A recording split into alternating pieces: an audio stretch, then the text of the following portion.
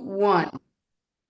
Hey, everybody, welcome back. I'm Emily Moyer. This is Strange Mosaic, and my good buddy Christopher Gardner made a request. And when he makes a request, I do my best to honor it. I can't always come through, but in this case, I think I can, and hopefully, we will deliver what he is fantasizing about.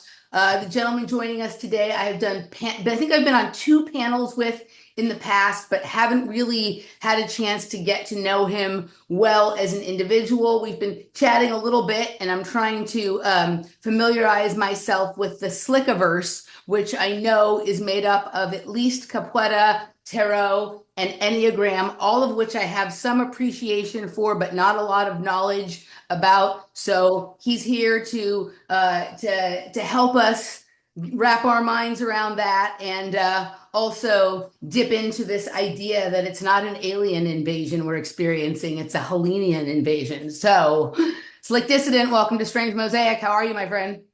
Give thanks and praise. I'm so joyful to be here, Emily. This is great. Just one-on-one, just the two of us, exactly the way Topher wants it. So, Exactly what Topher wanted, Topher's going to get. So, the way kind of, like he's mentioned a couple of times to me that like I really just want to see the two of you guys together because I think he sees us as similar, but different, right? Like a different version of a similar type of character. And sometimes, like, when you are that person, it's hard to see it in the other person, especially because, like, I have a language that I speak, and you have a language that you speak, and they're not necessarily the same language. And so I'm like, what are you talking about? He speaks another language. But if you pull back and you go, oh, I see, these two just make up their own language about everything. And then it's incumbent upon them to try to explain to the rest of us what the fuck they're actually talking about, right? And we do it in completely different ways, but I can sort of see what he means. So maybe we're here to come up with a third way language, some sort of like pig Latin between the two of us that can explain it all, and we can all just go home when that's done, right? let's call it Squirrel Latin. The squirrel act. Oh, the squirrel's been a hot topic lately, right? We had some interesting squirrels on our walk this morning. Michael Wan is in town visiting with me, so I Oh, took awesome. the loop around the trail here, and we were commenting on the squirrels. And then, of course, apparently, like it was the Tower of the Squirrel that took Trump across the finish line this past week. So I love squirrels. I do too. The squirrel is the symbol of the shadow. Linguistically, its name comes from other languages where the word is basically shadow. And that's beautiful because it uses its tail Yeah. like a parasol or Mm-hmm. and it hides its contour inside of itself. So yeah, it is a very alchemical symbol. Also, the peanut factor. That's the peanut gallery. Do you remember the guys in the Muppets that I used to love the sit? peanut. I call the chat room the peanut gallery. I love, like, people say, don't offend me by calling me the peanut gallery. Like, no, that's the highest praise I can give you is the peanut gallery. Oh, what just happened? Are you Uh-oh. there? Okay, I'm that was here. okay. Something like that was weird. Whatever just happened, but I think we're okay. All right. Yeah. And I love the peanut gallery. That's the only they're gallery that I want to be part of. right. And we all relate to it because Totally. that's our armchair chat Yes. quarterbacking throne. But I just want to point out that the peanut gallery and the Muppets were elderly. They were two elderly gentlemen. And so euthanizing the peanut gallery is deeply rooted to my childhood entertainment. And so yeah, they are reaching way back to our youth with some of these little terms and connections. And yeah, the web is vast. So, I mean, I've always loved squirrels, right? Like, I like how they move. I like their sort of energy and playfulness. I had a Yorkie, right? Not when I was a kid, but like in my teenage, from like I think we got him when I was 18, and we had him. He was 16 years old when he passed. But he would just get. He had this ongoing battle with a squirrel in the backyard that finally, after years, he ended up the victor, right? And I loved watching sort of that insanity. But when I really developed an appreciation for squirrels was I went and lived with my sister in Washington, D.C. in, I think it was 2006, right? Like my brother had passed away in an unexpected and unfortunate way the year before, and I was just having a lot of trouble like coping. And so I decided I needed a change of scenery. And she had just moved to Washington, D.C. to do her PhD program. So I went and stayed with her for a couple of months. And I picked up, it was like in the fall, like October, November kind of time, December, right? So I picked up like a holiday job while I was there, just so that I wasn't driving my sister nuts being around the house. And I like on the first day that I was going to that job, I was like walking to like the bus or the metro or however I was getting there. I think can't remember, I think it was the metro and then the bus, or was it the bus and then the metro? I can't remember, but I was walking to that location, and it was a beautiful day. Like the snowstorm had passed. It was a beautiful day. It was sunny, and birds were chirping. And I come across this squirrel that's on like someone's front lawn, and it's doing like figure eights and geometric shapes in the lawn, like they were at like, remember back when they used to have, well, I think they still do, but they don't show them on TV. They do the figures in the figure skating competition. Like Yep. before they do the routines, they just show you how they cut the figures and stuff. The squirrel was like doing that. It was like he was practicing his angular geometry and like considering like how he wanted to move this way. And I was just, and he looked so content doing that. He was just sitting there, like, playing with himself essentially, and sort of examining the lawn from every different angle. And I was like, that is like a fully content little being there, just completely satisfied with like his awareness of his surroundings and how he operates in it, right? And I developed like a fascination with the sort of mind of the squirrel at that point, right? It was post my dog taking one out in our backyard or whatever it was. So I love them. They're so playful and they're smart and they're funny and they're not scared of anything, and they're very interesting. I thought of you when the headline came out because you had a weave almost a year plus back about the squirrel in your backyard and Bob Ross. Oh yeah. And your dad's affinity for Bob Ross's work, and Bob Ross always had this imaginary squirrel in his pocket. You lit me up with that one because I'm actually from I went to Ball State, and that's Bob Ross country. And then that weaves into the 40th parallel with I don't know if my dad liked Bob Ross, but my dad certainly liked the squirrel activity in the backyard. Somebody, I know what you're oh, talking about. It was that's right. me and Michael Wan and Howdy, right? Yes. And we were talking about the Bob Ross thing. Yeah, yeah, yeah. I Yeah. remember the conversation, and there was someone's father in there liked that. But yes, my father loved the interaction. Like he loved watching my dog go after the squirrels and the birds, and watching the play between them. So yeah. That's adorable. Yeah, I remember thinking that during that episode how it's so fascinating because Bob Ross is a master of shadow. When you're Hmm. painting, you got to capture the shadow and convey the shadow. And meanwhile, he's talking about this imaginary shadow in his pocket. Yeah. The word squirrel is just one in one to the shadow work. Yeah. Yeah. Uh, So, all right. How did we end up on the squirrel? that's Peanut gallery. Peanut gallery. that's right. That's right. The peanut. Yeah. So, or how did the squirrel come into it? I can't. Oh, Squirrel language. We're we're we're okay. generating squirrel Latin Oh, today. squirrel Latin. That's what you said. Squirrel Latin. Okay. So I am. I don't. Well, obviously, it's come up over the years in various conversations. Well, before we go there, actually, who are you? Where do you come from? Why are you here? And what's the plan? Yeah, all right. Yeah, so Slick Dissident is my channel name. I am Gabriel, and I'm a lifelong martial artist, massage therapist, a father of 14 years now. Oh, wow. And yeah, uh, I was Colorado based for almost 20 of my years. Most of my capoeira career was out there in Colorado. And I went out there seeking a master, and oh my gosh, I think I found all of them. Hmm. There's quite a wonderful community of capoeira in Colorado to be had.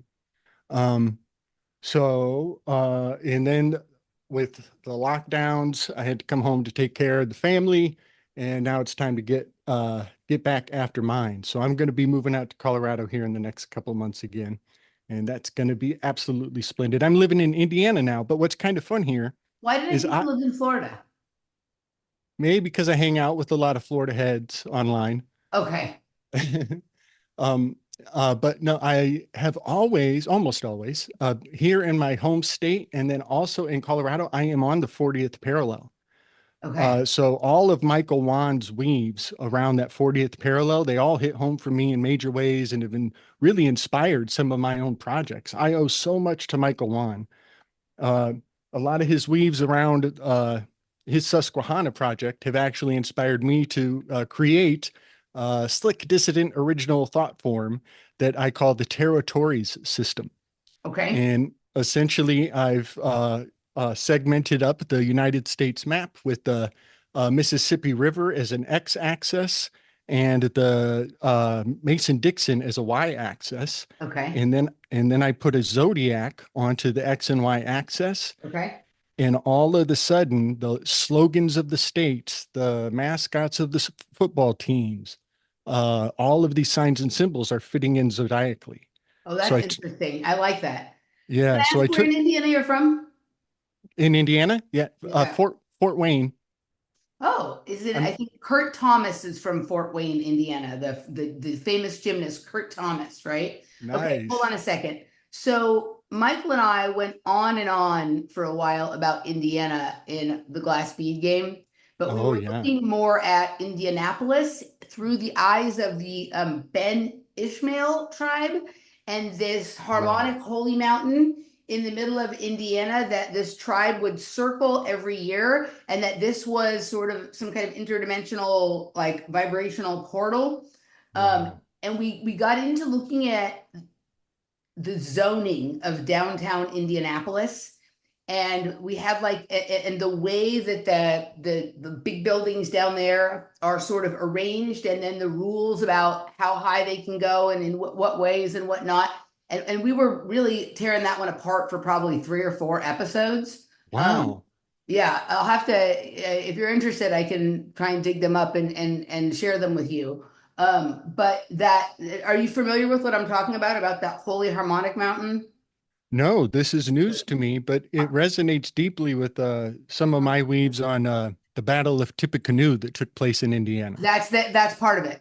The Okay. let me just see if I can this is the map I'm thinking of right here. And okay, so So I'll just fill in some airtime real quick. The Battle of Tippecanoe, I believe, is on a lunar standstill cycle sequence that is counting down. Every lunar standstill is 18.6 years. And okay. the first lunar standstill on this sequence took place at the Battle of Tippecanoe. And this is the origin of the curse of the presidents, the 20-year curse or the 0-year curse, Okay. Tecumseh's curse. It all took place in about 1811. And there was a lunar standstill that year. The Mississippi River went backwards. It was the year with no summer. And the curse on the presidential line actually has come true every time except for Nixon. And then I think Bush Jr. dodged it. And now Biden is lined up for it. And I think he did get nixed on 7/22 this year. I think he's long gone. I think the curse came true. And also then Biden? yeah, I think Okay. Biden Okay. is Okay. long gone. They took him out on 7/22, which is a pi in code. Um, but yeah, and then also Tippecanoe, Tyler 2 and Tippecanoe and Tyler 2 is the first slogan of United States presidents, and firsts are always important. Uh, Okay. um, but the word slogan translates to a battle cry of the dead, a battle cry of dead soldiers. Um, so yeah, there's a lot of prophetic energy. So I just wanted to add that on to whatever you and Mike had already put together because it is a huge weave and it's super important. And oh, one more thing, 18.6 year, if you graph this onto a 12 segmented chart, much like a breastplate of the ephod that the high priests wear when they go on top of mountains to commune with the stars, the breastplate of the ephod has 12 stones. Well, it has been 12 lunar standstills since that happened, since Tippecanoe. And we are in 2025, in June, is the next completion of a full breastplate of the ephod. And there's a real big code around the letters RST. The word loon RST and still, it's in the word. It's also Right. in the BRST plate of the ephod. The RST is a very significant sequence of letters. So yeah, there's a whole lot going on. Okay.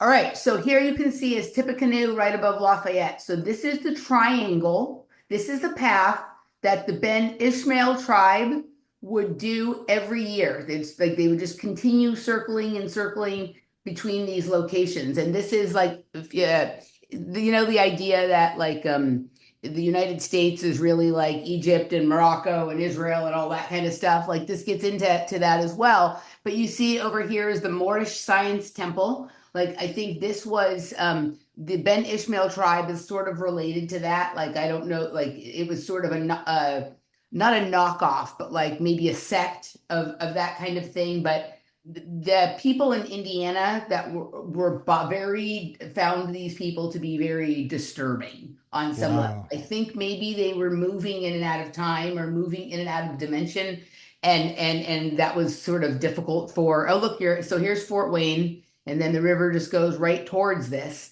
But supposedly this was a mountain that they were doing this triangle around every year, and you see inside the mountain is a perfect hexagon, or what Christopher and I like to call the Sonic Hypercube dance floor, or the Sonic Hypercube sigil, right? Have you seen these hollowed out mountains that they're making now with like there's like a pool of water in them, and then there's all these like lights. It's like I forget what they're called. Chris Miner, if I don't remember here, please remind me. But there's like these mountains with mountains hollowed out. I forget what it's called. Lights. Let's see if I can. Why Japan is hollowing out a mountain. This is it. Um, let's see if we can find the. I don't want to have to listen to that stupid. I hate the commercials. Let's see. All right, here we go. Oh, there's two. They're letting us see two because they know we're trying to get through them quickly. They're doubling down nowadays, aren't Oh, they? here we go. All right. So this is um let's see if this is the thing I'm thinking about. It's right here. They're making it like this. They're hollowing out the mountain and then putting like a pool of water and all of this sort of light and sound, right? It's like a sonic and optics tank, right? Um, to me, it feels like they're trying to create what this one naturally was, Wow. right? Like they're to create sort of a portal or like some sort of temporal or dimensional exchange, right? In one of these things here. And so the Ben Ishmael tribe were these residents of Indianapolis, right? That actually, interestingly, they come from Cumberland, Pennsylvania. But this is sort of like it gives a good basic. You can take a look at it sometime. But it's like related to all kinds of weird topics like eugenics and Moorish science and whatever it is that feels like there is a there if you know how to look at it, right? And it's Yeah. like one of these topics that we kept meaning to come back to and dig further into, but sort of didn't. Here's Yeah. Estabrook, who's a famous eugenicist and sort of MK Ultra-ish type, sort of related type of character. It's a little earlier than MK Ultra, but Hmm. I just was wondering if you were familiar with this because being from Indiana, if you had ever looked into to any of this. This No, no, not at all. But I definitely like see a lot of information right away. I kind of have a bit of a ciphering lens when I see things. BIT, uh, Ben Ishmaelite tribe is a notoricon or acronym. Notoricon is a better term if you look into it because you can rearrange letters in a notoricon. Let me see your Acronym, face. Let's see oh, your face. sorry. There we Yeah. go. So acronym presumes that it's going to be spoon fed to you in order, and you take the first letter of the words, and it's just going to read exactly. But Notoricon gives you the willpower to rearrange the letters, but that one is just straightforward, BIT. And I'm thinking of Bitcoin, but Yep. I'm also thinking of biting into the game or to buy in to ante up, but also circumcision. Yeah. circumcision in terms of the most memorable imprint on the human life of all the bites. Yeah, that is initiation for sure. And then, of course, Bitcoin, right? Right. And another thing about Bitcoin is that's actually kind of encoding gold as well, right? When you're testing the quality of the alloy, you got to bite it. Yep. You got to ply mouth the rock, Plymouth Rock. Got to Yep. test the alloy. So yeah, all of that is kind of right there on the face of it. My favorite, one of my favorite tennis players of all time, Rafael Nadal, who's about to retire. Whenever he would win a Grand Slam, he bites the trophy as soon as they present it with him. Let me see if I can find a video. Oh, that is Uh, so gangster. Rafa Nadal biting trophy. That is too Let's tough. see. Here we go. Let me. Oh, there's tons of images of him doing this. Watch. So he's doing exactly what you're saying. Look at all these images of him biting his trophy, biting Look at gold that. right there. That's tough. That's tough. Those all of those trophies are distinctly the Crator constellation. The way they almost any trophy is going to be the Crator constellation, but that one is really because it's wide mouthed. Right. All of Most of these are Grand Slam trophies, but I see some trophies from other events as well, like this one. And right. okay. Yeah. So this is Wimbledon. Um, let's see. I'm trying to find roll. I think that's Roland Garros. That's so French Open. Looking to see if I can find US. That's Australian Open, I think. But yeah, I mean, just endless. I could show you pictures all day of him biting trophies because he won a lot of. Wow. Um, So so go ahead. I want to share this image with you. Okay. This is the star card from the Aleister Crowley Thoth deck. Okay. And it definitely is Aquarian. And I could go on and on, but do you notice how she's got a trophy in the top hand? Yeah. And she's pouring out the abundance on the bottom hand. Yeah. This is in Aquarius, which is perfectly oriented 180 degrees from the Crator constellation, which I perceive as the holy grail revelation of all mysteries. There's only one big chalice in the sky, and this is the one. So in terms of archetypal, it doesn't get any more archetypal. Um, but she also, something I think you'd like, Emily, and I'm excited to share with you. I think this card also signifies Terpsichore, and she is the muse of dance. Ah. And she is one of the nine muses. And in some of my reads, I assess her to be muse number 8 specifically. Okay. And I'm looking and it up I right now. Okay. yep, and I think we can expand her dominion from merely dance. I think because I know all the other muses, we can also give almost all athleticism to her dominion as well. And her Because dancing in the harmonic hypercube dance floor. that's what's up. That's what's up. Yeah. So Terpsichore is my favorite. And I think this is where you and I coexist in perpetuity because we are both very movement minded. Yeah. And yeah. So I just love that she also, much like the tennis players, she's literally got more trophies than she can juggle. Right. She's got multiple trophies. She's got to throw this trophy away, and she's got trophies to choose from. So yeah, so she is an Aquarius, but something else. I think she represents specifically the Eridanus River, a constellation, and it's in the shape of this card. You How do could you say actually Eridanus River? Eridanus, maybe. N-U-S River. Let's see. Eridanus. Yep, Eridanos. There, it's an O, but okay, gotcha. Okay, The nice. mythical river in Northern Europe mentioned in Greek mythology. Okay. Oh, that's funny. Can you put constellation at the end of Oh, I river? see. There's Eridanus, the river constellation. I see both of them. Yes, they See do this both a here. lot.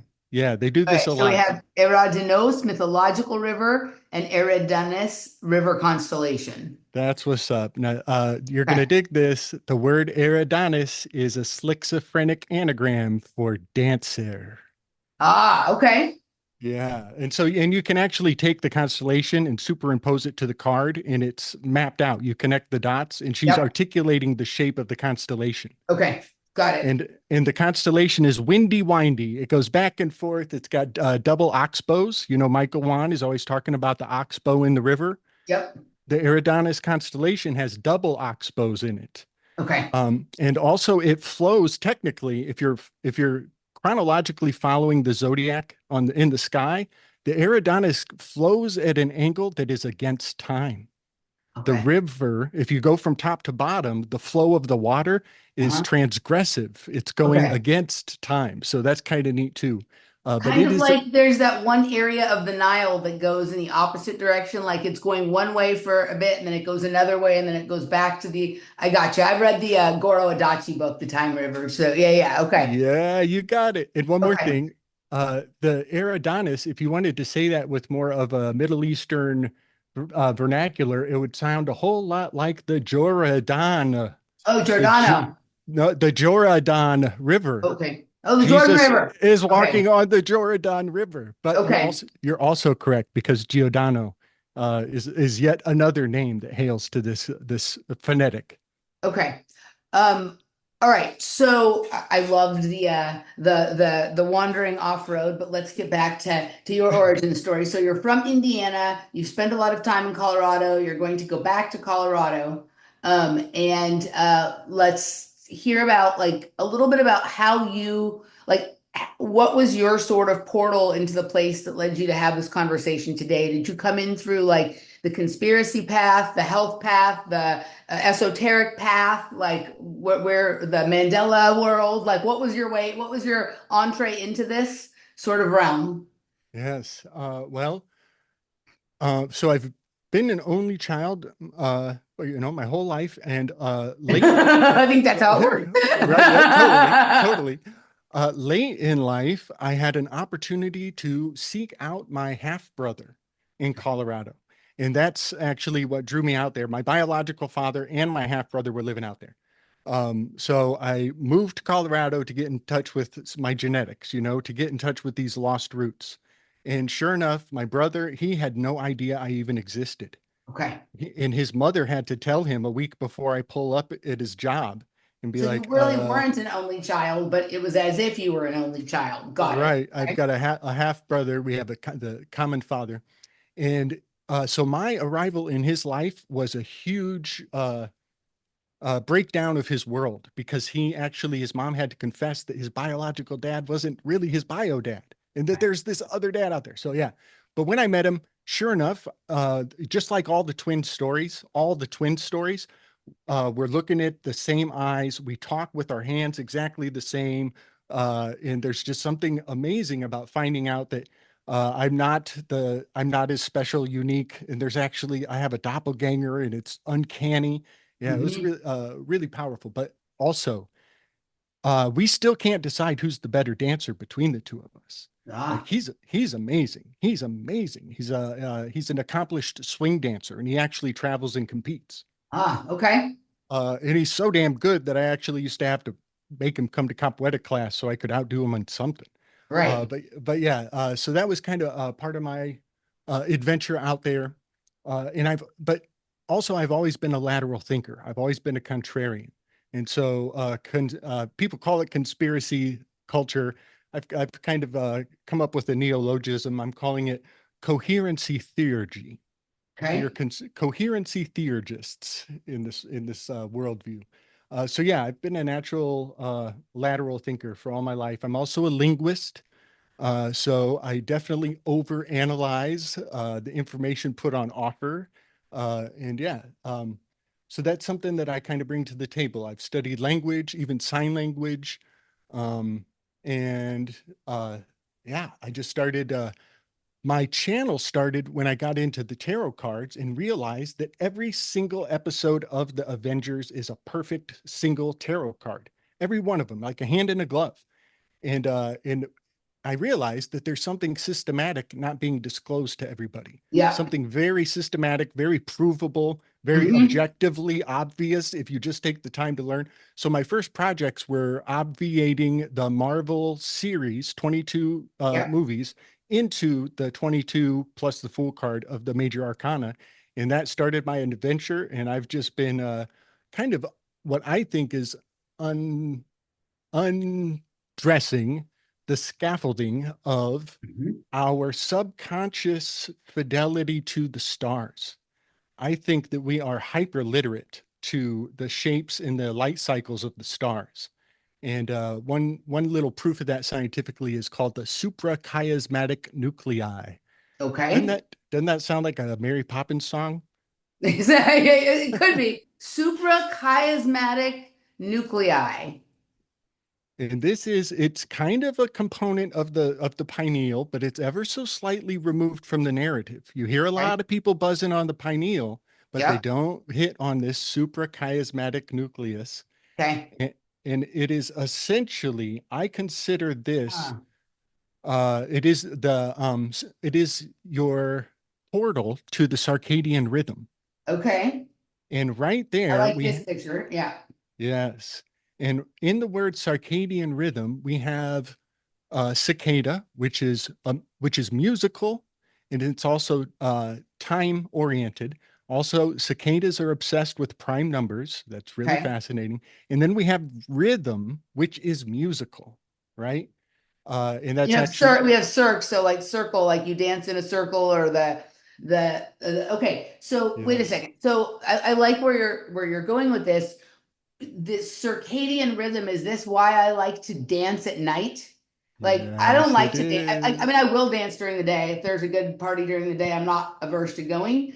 But like Laura's always, why do you have to go to these parties in the middle of the fucking night? Because I'll go out, I won't get to the party till midnight or one. And, like now I just stay till 5 or 6. But back in the day, I'd stay till Tuesday morning from Saturday night or something like that. And there's something about that time of night, particularly between about 2 in the morning and 6 o'clock in the morning, where like that's where my jam is. Like that's where the I have to do it then.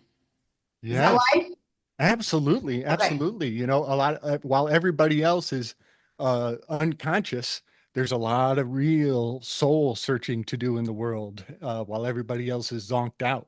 And in fact, in the economy of Uh-huh. energy, Uh-huh. you're taking things you're getting the exclusive offers that nobody else is even around to recognize. Yeah, totally. There's an Circadian interesting dance. DJ named The Economist, right? And he spells it like echo, like eco, like right. And I think he was into economics before he became a DJ or something like that. He has like he's not like a DJ that I would ever have picked to go see, but I went to something he was playing at, and it was I really enjoyed it. It was like he's an incredible curator, as in addition to being like good at the skill of DJing. And he like has that ability to like right when you're thinking a certain thought, drop the track that goes to that, I love right? that. Even so, that's kind of, I like that. Like he was curating the economy of energy available at that. I like the idea of that. Okay. So you stepped onto the YouTube when you made this discovery that the Avengers aligned with the tarot deck, and then you moved that into the Marvel universe at large. So can you just like quickly, because like while Mhm. like probably of the Enneagram, the tarot, and the Capoeira I have probably the most amount of appreciation for, though I don't know that I know that much more about it than I know about the Enneagram or the tarot. But since those feel to me like they're the three sort of like the three unique things that you bring to the table in every weave, in addition to the language. But there's a lot of people who do a lot of language stuff, and Mm. like some of it is interesting to me and some of it just sounds like word salad to me.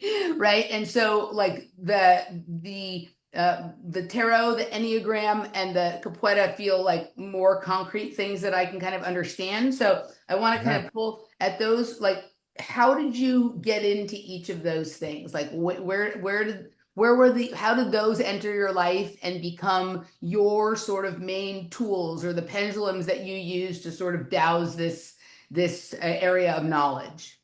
Right on. Yes. Thank you.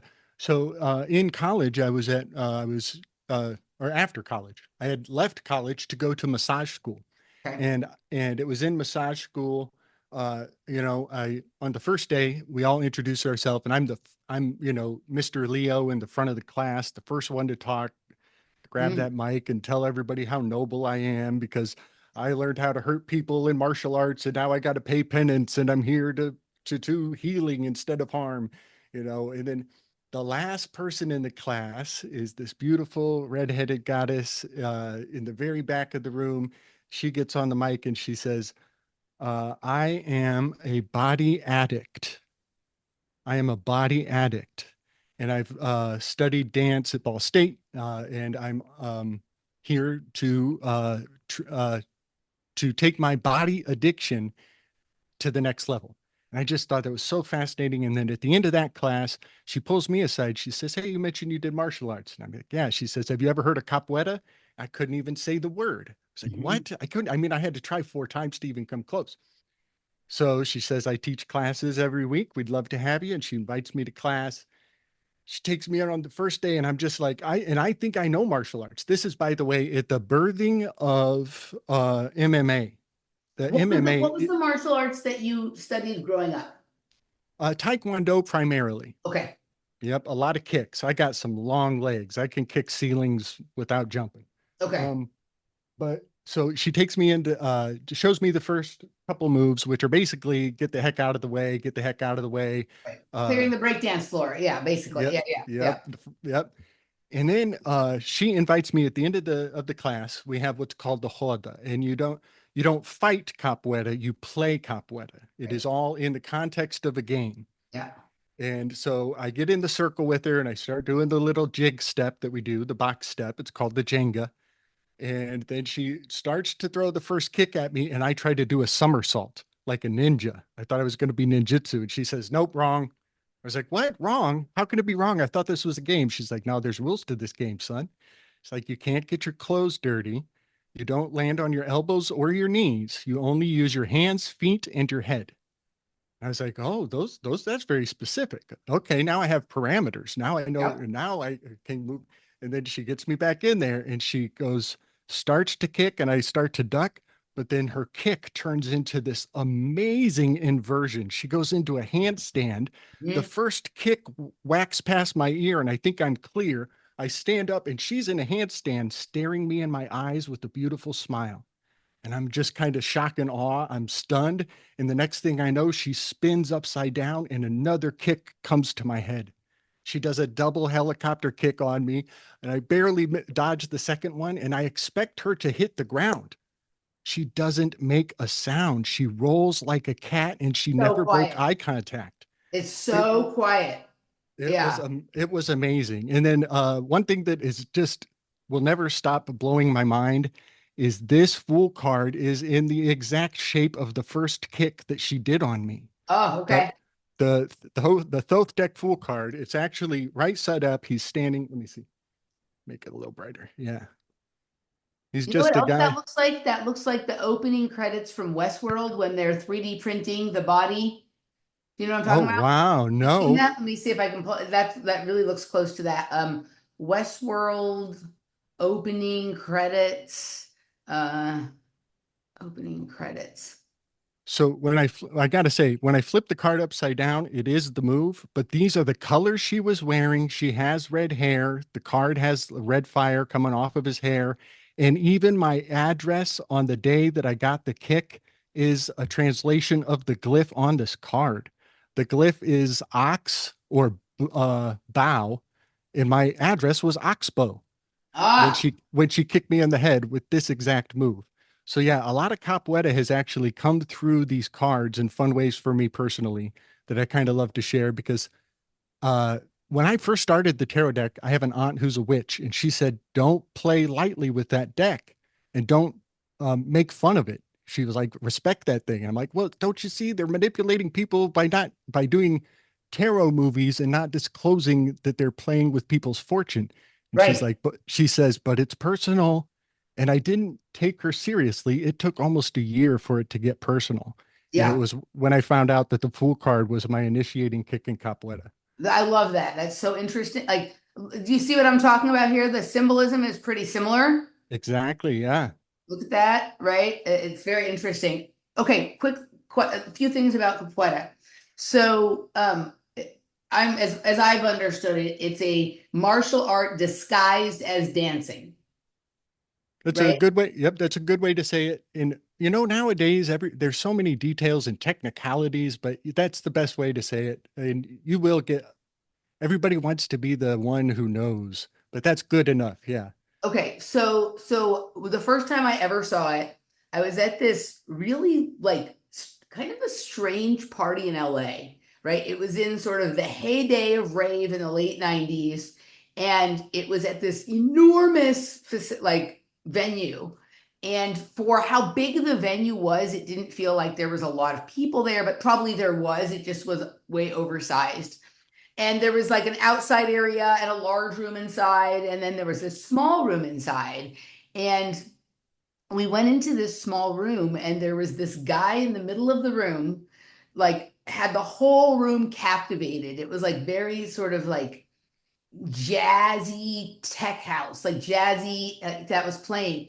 And he was doing something in the middle of the floor that I didn't know what it was. Now I know it was Capoeira, right? Where it was like looked like some combination of breakdancing and martial arts to me, and like the ease with which he moved from being down very low to up very high, the flexibility, like some of these very striking, like almost like tiger like positions in the air, and then like this complete smooth, like dancing on the ground. I was fucking captivated. I was like, I don't know. It was actually part of what sold me on parties and music and whatever it was, that like that was like some of the best dancing I'd ever seen. And I came from the gymnastics world, so I've seen all kinds of amazing things people do with their body, but I Yes. never forgot that guy, right?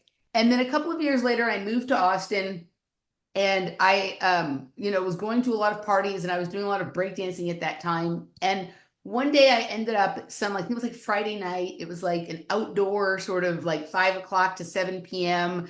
There was some music and some breakdancers and whatever it was. And this guy came up to me who I'd seen around at parties, and he was like, that feeling when you can't quite tell. I couldn't tell if he was like trying to have a conversation with me or like he was trying to pick me up or something.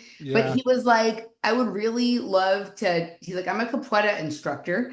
I would really love to teach you capoeira. I've seen you dance. I think you could be very good at this. I would love to teach you. Would you like to come sometime? And there was just something about him that felt weird to me at that moment. So I said no. And like yeah, I still saw him around at parties. He was always cool to me. He didn't act like a dick or anything like that. But like he said the word capoeira to me, but I didn't know that what he was talking about was the same thing that I had seen, Ah, right. right? Like, and he, like, nothing about the way he moved resonated about that, right? I mean, whatever it was. So I said no. And then later I came to understand that, oh, the capoeira is that thing that I saw, and that guy actually runs a capoeira studio and knows what the fuck he's talking about. And I should have said yes and blah, blah. But by then we were like far past that. But it's still like obviously like I appreciate all kinds of breakdancing and house dancing and popping and tutting and whatever it is. But there's something about that movement and the amplitude, like how low and high it can be, how both, right? And how there's no part of the room that you don't touch when you have like a good go in the circle with the capoeira, that like doesn't get captured by most even really good breakdancers, right? Yeah, Yeah, good it's fucking point. phenomenal. So So, I so love that a woman indoctrinated you into the yeah. initiated you, sorry. Yeah, no, totally. It is. It's actually fascinating for me because I mean, I was in love. I was in love, but then when I met her, but then when I took a class with her, it took on this next level of depth and respect and awe. And it's like I'm not. This is not love. This is like I don't know. It's overwhelming, and it's Right, exact. And that is kind of the energy that that a good guru, a good charismatic can keep a healthy boundary with. right.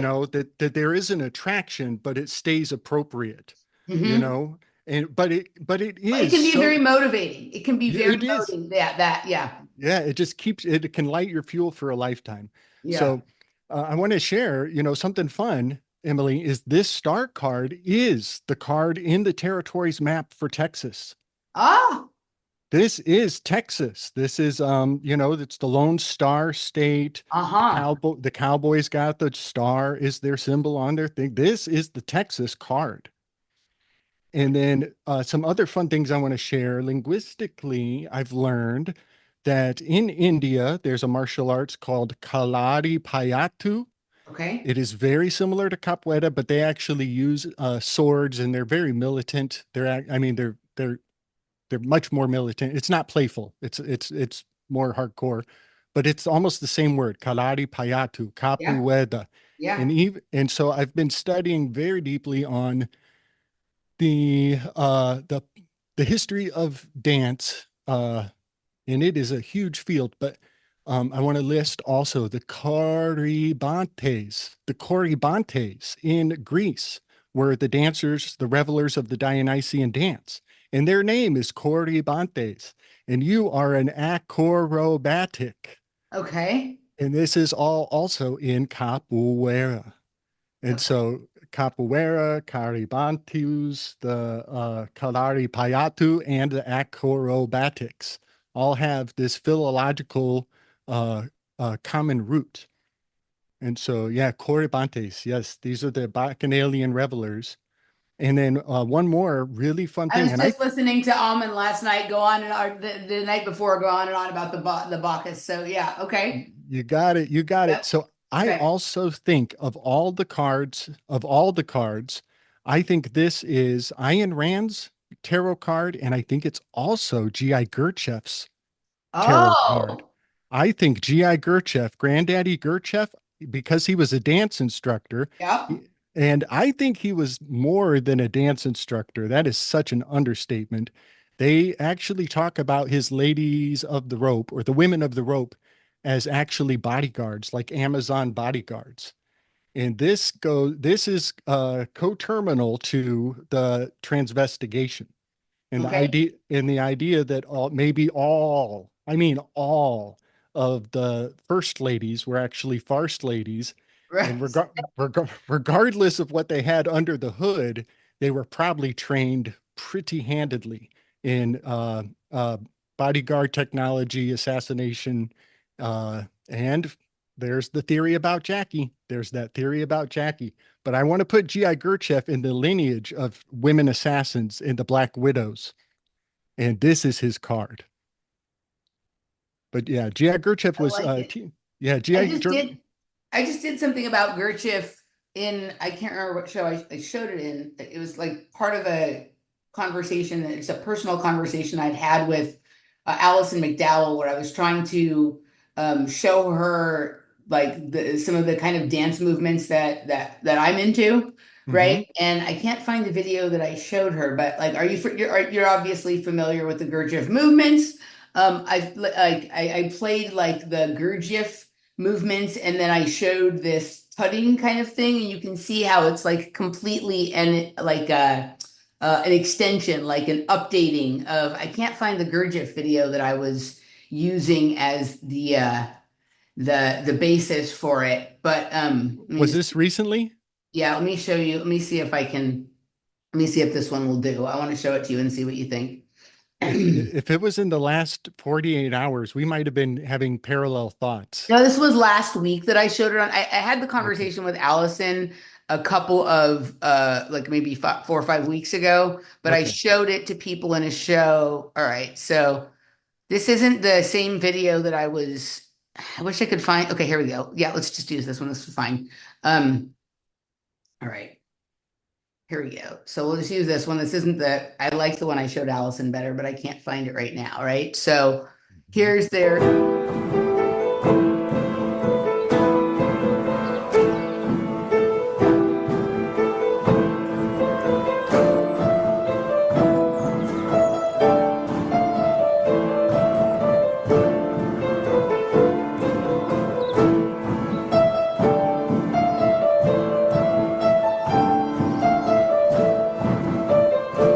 Let me see if I can find a little better Gurdjieff video. Let me try this one just to Mhm. see. And then I'm going to show you like where I see that now.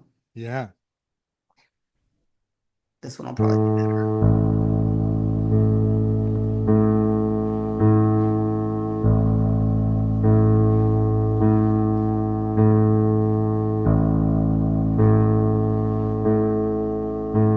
Come on. Move.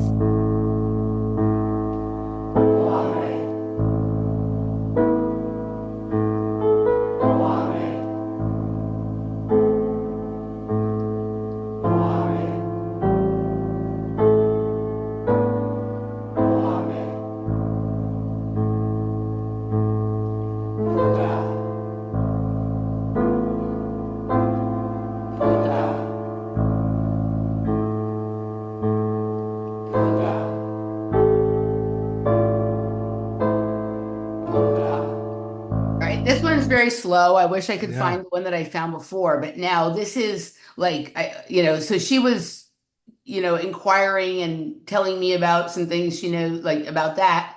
And then I was like, well, this is the kind of, so I mostly dance solo. You can do Uh-huh. these kinds of movements solo, but I have done group things with people before. But this is kind of where this went in the modern sort of setup. Check this out.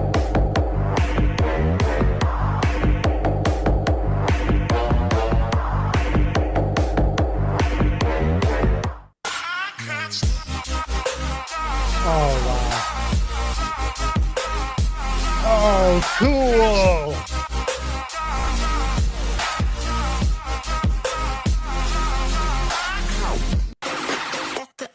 No, bitches. Right?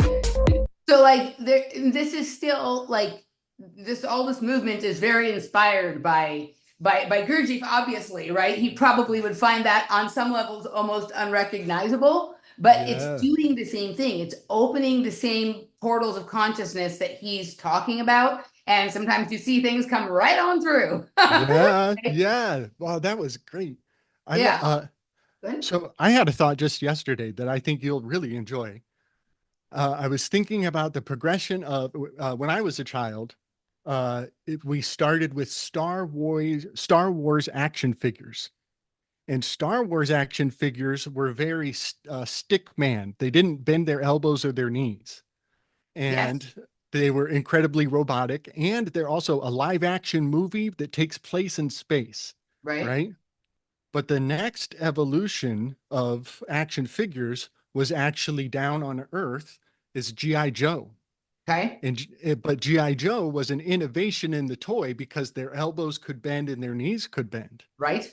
which I find kind of fascinating that there's kind of a marionette walk to walking in space, that they kind of don't have bent elbows or knees. They're just hopping like a puppet. But then these mundane toys in G.I. Joe actually do bend, and it's an innovation. This is the new wave of action figure. You can bend Hmm. more pieces. Um, but then I'm thinking about G.I. Gurdjieff and Right. G.I. Joe, and think of how G.I. Gurdjieff's moves are kind of robotic and stiff. Yep. And then you're talking about tutting is got Yes. more intricate details and freedom of movement. Yeah.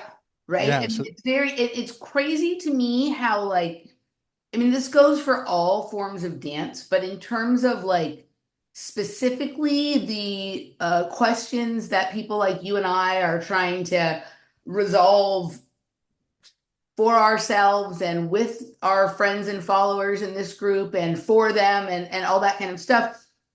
When I'm tutting, when I like kind of find like a new angle or like a new sort of flow, like there's like a new like I can't explain it, but like a passageway that sort of opens up in the movement, like mhm. I get the next idea about that which we are trying to resolve here in general, right? And Yeah. it's almost like until I achieved that like second of acceleration or that flow for like a minute, like it's like unblocking the area of my consciousness that had been like plugged up in order to remain in this experience, right? And it's like if you can unblock enough of those, then it's like becoming untethered from the whole thing, right? Yes. So yeah, like and I think that was sort of where he was what was going with it. I think we have like way more blockages now, so we need more intricate movements to get there on some level. But yeah, yeah.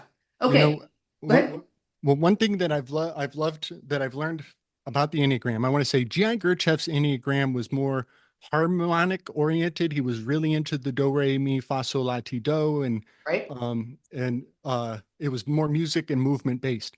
The Enneagram that is proliferated today is different but similar in ways, and I think it does need to be segregated or attributed correctly, and that is Oscar Ichazo is the Enneagram that is considered personality types.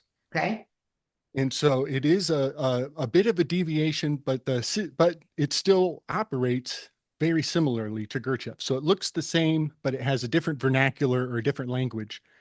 Um, And the number 8 in the or Chazo Enneagram is a controller or domineering, and they have a shadow of lust. And the Catholic Church used to say the remedial virtue for lust is chastity, but Friedrich Nietzsche has given me a better remedial virtue for the number 8 controller. Their better virtue, their highest power is sympathy. And I think dancing is the highest form of sympathetic I magics. agree. Yes, I yes, agree. Yeah. yes. And also another thing in the Enneagram, in the Achazo personality Enneagram paradigm, one of the things people will ask you if you're like, oh, what do you think my Enneagram score is? And the answer is always questions, right? So one of the first questions to orient people is, do you think first? Do you act first? Or do you feel first? Are you a feel, think, act? And which is your priority generally in life? And, to each their own with these answers. But when I was asked, I was actually alarmed that my answer was I act first. Hmm. I'm a do first. And the person that giving me the rundown, they're like, that's extremely rare. And actually, very few people act before they think or feel. And I was like, well, I'm just so inclined to say that I do. And sure enough, that does orient me up into the 8s, 9s, or the 1s. Okay. But sure enough, that's where the muse of dance is. She's up in that Ah, act. She's up in that acting group. yeah.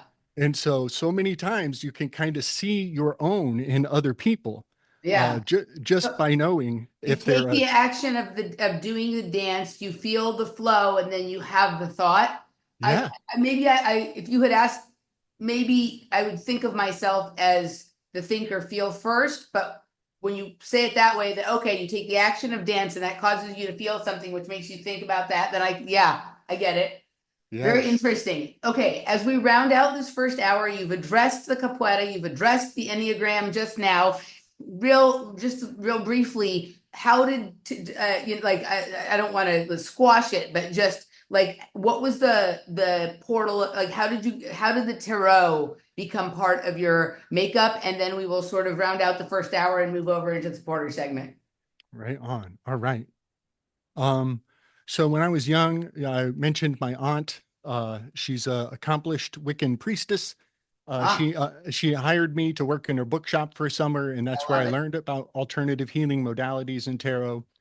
Um, and then when the lockdowns came, I realized that vices and virtues are incredibly important. Uh-huh. And the Enneagram for me has become like, that was like, it's almost a trigger word or a throwaway word. Like people shut down when you use the word virtue signal. Right? And like we just overlook it. We don't even want to talk about what that means. Well, I'm actually in here doing at the Alchemist workshop, and I'm finding the virtues and the vices to almost be like an angelic component of our ability to sympathize with each other. It's Hmm. this matrix of vices and virtues, I think, is the common ground of humanity. And so I got into Plato's Republic, and in the first chapter of Plato's Republic, Socrates is apprehended by the authorities. That's actually a trope in theater I'm learning. I'm learning that everything in my world comes from the Greeks. And my ability to appreciate that has been enriching my worldview in a great way. But first chapter of Plato's Republic, Socrates gets apprehended by authorities. They take him in and he says, you know what? We should draw a picture on the wall of a large model of a human, and we should superimpose human-like characteristics onto the model, and we're going to talk about it like it's a city. And this homunculus on our wall is going to be the voodoo doll through which we do analysis on the human collective. And so when Plato did that through Socrates, I came down and I put down the Enneagram, and this is my collective civilization homunculus voodoo doll. That I do both. I can work both on the individual level with the one-on-one relationships, but this also translates into the macro in a very fascinating So way. you've superimposed the tarot onto the Enneagram. And Because yes, okay. and part of the reason I want to say this, every one of these tarot cards is a stellar tableau. These are segments of the night sky. Okay. And so that gives them that's where the rubber meets the road in the word archetype.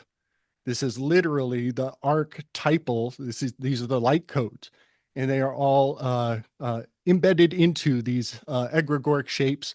And through not just my Marvel work, through a great many other film analysis projects, I have come to appreciate the tarot cards as what I consider the costume department of Hollywood. Hmm. And a good metaphor, I think, for this is when we go into pretend, into theater, we're actually being hailed and signaled like you know how the guy out on the tarmac, he's got like two flashlights and he's making body Yep. posture Yep. signals Yep. Yep. Yep. yeah, that's how they steer the plane. And they basically run these archetypes out and flash them in a mass ceremony, and they can tell whether the plane's going to go left or right. Did you see, how old are you? 47. Okay, so you're old. Do you remember in Flashdance when Jennifer Beals saw the guy directing traffic and doing the thing and whistling and all that, and she incorporated that into her dancing, like that inspired her to like examine the street dancing more than she had or whatever. So I was just thinking about that while you were talking about the guy with the flashlights on the tarmac, right? I love that movie. It's Oh, it's such a my good favorite. It was one movie. of my all-time favorite. But when I like that changed my life. When I saw that when I was 6 when it came out. We saw it at the movie theater with my mom. My sister was 2, so she's there with her 6 and 2-year-old, and like it changed everything for sure. I like that. I have a question. Have you ever? I don't know how interested in sports you are, but have you ever done the same thing with looking at the like whatever sport you like, but for me, obviously, like there's gymnastics, but I talk more about tennis because I think it's more relatable to most people than gymnastics is. Um, there was just an exhibition in Riyadh called the Six Kings Slam, and they chose 6 tennis players to partake in it, and they made this like amazing trailer for the event that really tapped into the archetypical nature. So it would be really my guess would be you're right? They're pulling all the characters for all of these series from the decks or from this sort of pantheon of gods kind of thing. And I've always seen tennis as completely archetypical, but they actually did an amazing job with this trailer. It felt like that's actually pretty dead on and pretty cool. As to there was one that was like slightly off for me for the way I see that person, but the Mhm. others were pretty close to dead on, right? Yeah, that's I'll send it to awesome. you so you can check it out. Yeah. That's great. You know, the week that we lined this up to happen was the week that my kiddo got turned on to tennis. Ah, She's taking tennis lessons now, and so I got so much to learn on that horizon. So that's really exciting. I think tennis is going to become an increasing, like, remember it was very popular like in the 70s and the 80s, and then it kind of not so much for a period of time. I think in the next 10 years it may even like it may start to rival soccer for popularity just because um like the way that society and culture are going where we're a little bit more isolated and individual than we were like the collective before, like the tribe, that people are going to find like they're going to prefer sports where there's like an archetype that they really resonate with, that they can have a chance to like observe quite a bit. Like they're not part of a team where they get their few minutes out there on the court. Like on some of these matches, they're out there for 5 6 hours. Like you can understand everything about them by watching their arc of that match or whatever, right? Yeah, So yeah. yeah, And another thing I always forget, tennis has doubles, right? it does Two have on. doubles. It seems like if they don't find a way to revive it, unfortunately, that may fall by the wayside. They're going to try some. They're in the process of trying to reformat how they do it, and hopefully that will help because there's some really interesting things about doubles. But it's not as fun to watch on TV. That's more of a you got to see it in person kind of experience. Huh. That's interesting. Yeah, it is unique though. I mean, isn't doubles tennis kind of unique? I That mean, the two on two doesn't seem to come up much in on athletics. two, and then especially because they also do mixed doubles where it's a man and a woman playing and a man and a woman, so it brings the Oh, genders together, right? It's yeah. like the perfect, yeah. So yes, but it's one of those things that it's not. like readily apparent that it's entertaining to people who don't have any sort of inner workings of the knowledge of the knowledge of tennis kind of based type of thing. I didn't appreciate it in the beginning, and I've come to appreciate it more, and I've come to appreciate how much playing doubles benefits singles players as their career progresses. But they've struggled to find like an entertainment factor that is commercially viable with that, but it is unique. Yeah, Yeah. Yeah. definitely is.